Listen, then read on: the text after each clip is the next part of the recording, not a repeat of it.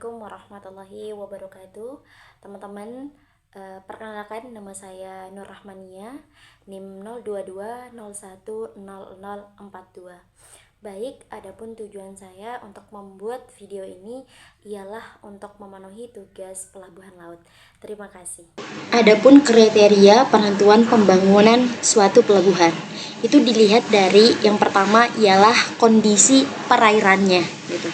Jadi kondisi perairan ini perlu diperhatikan ketika kemudian kita ingin membangun suatu pelabuhan dengan melihat kedalaman perairan yang itu cukup untuk kapal yang akan bersandar, melihat gelombang relatifnya, dan arus laut itu tidak terlalu kuat agar manuver kapal itu aman.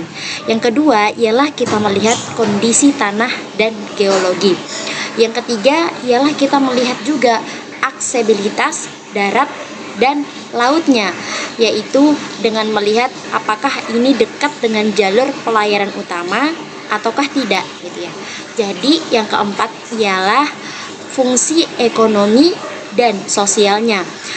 Adapun apakah ketika kita membangun suatu pelabuhan ini, apakah dia akan mendukung aktivitas ekonomi di wilayah tersebut, baik itu hasil tambang, perikanan, ataupun pariwisata.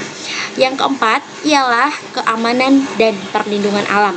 Dengan melihat apa? Dengan melihat terlindungnya dari badai, tsunami, ataupun arus kuat dan lain sebagainya.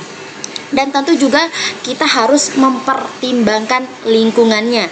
Apakah dia tidak merusak ekosistem mangrove, terumbu karang, dan lain sebagainya.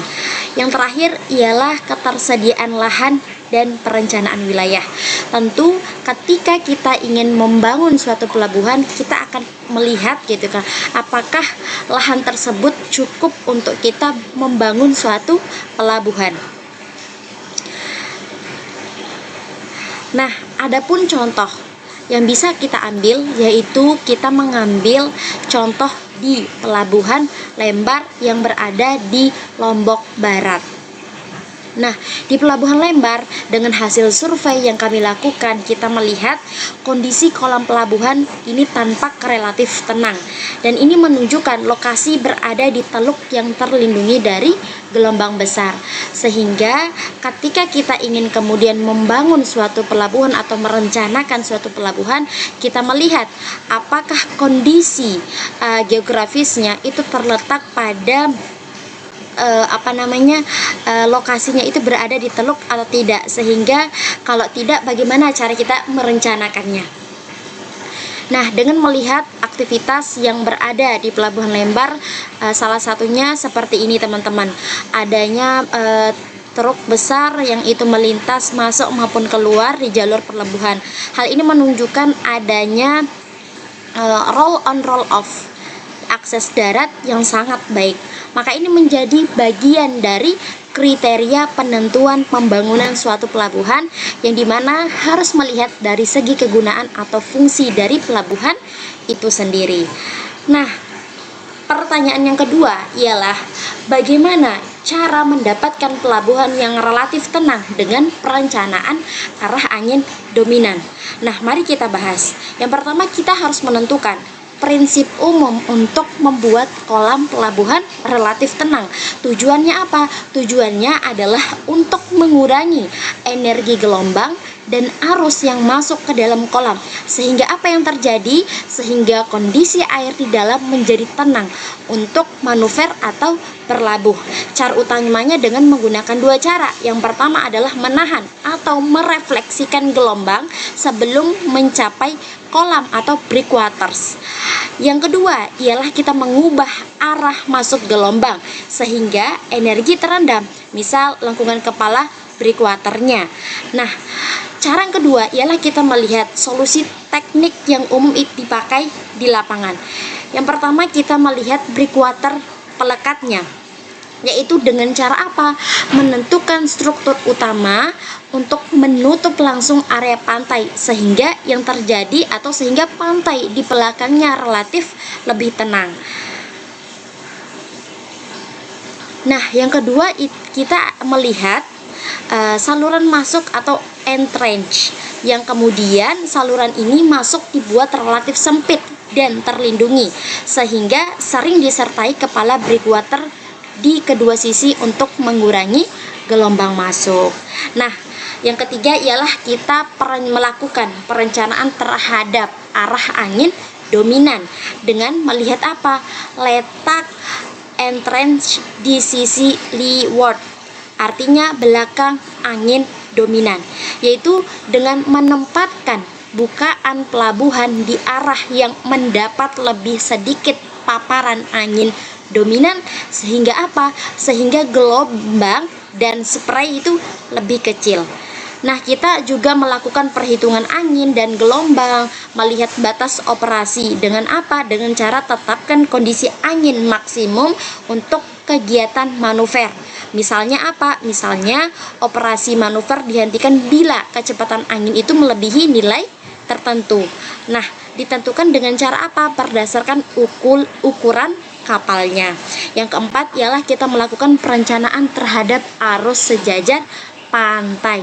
Nah, dengan cara seperti apa? Dengan cara menganalisis arah dan besar longsor kurennya, yaitu jika kuat arus ini dapat membawa sedimen yang lebih besar, yang itu mengakibatkan pemendakan saluran masuk serta memberi gaya lateral pada kapal itu sendiri.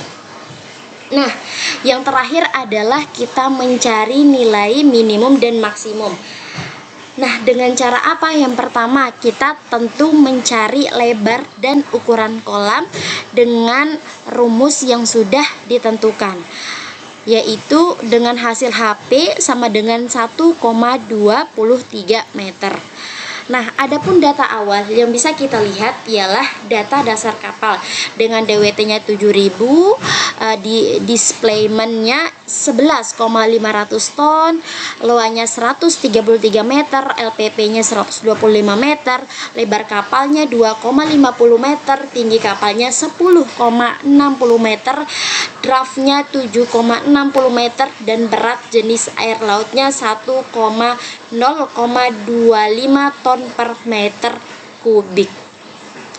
Dengan hasil perhitungan, yaitu pertama kita menghitung berat total kapal dengan menggunakan rumus berat kapal sama dengan volume air yang dipindahkan dikali dengan berat jenis air laut dengan hasil yang sudah dipaparkan di layar. Begitupun dengan menghitung koefisien blok atau CB dengan menggunakan rumus CB sama dengan LPP dikali B besar dikali D kecil, sehingga hasilnya 20.425 meter kubik. Nah, yang ketiga menghitung volume air yang dipindahkan, yaitu dengan menggunakan rumus volume sama dengan LPP dikali B besar dikali D kecil dikali koefisien blok atau CB itu tadi, sehingga nilainya sudah tertera di layar.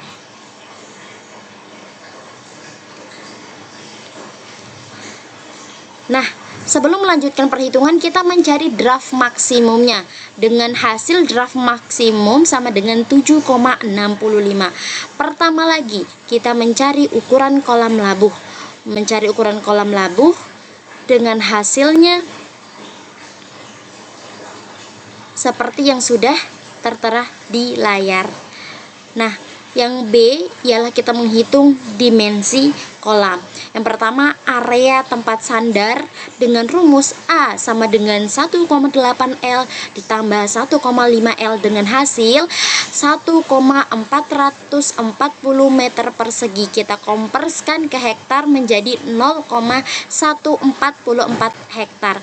Begitupun dengan area kolam putar, yaitu dengan rumus A sama dengan 1/4 dikali N dikali Pi dikali 2 per L kuadrat dengan hasil 5,56,52 hektar.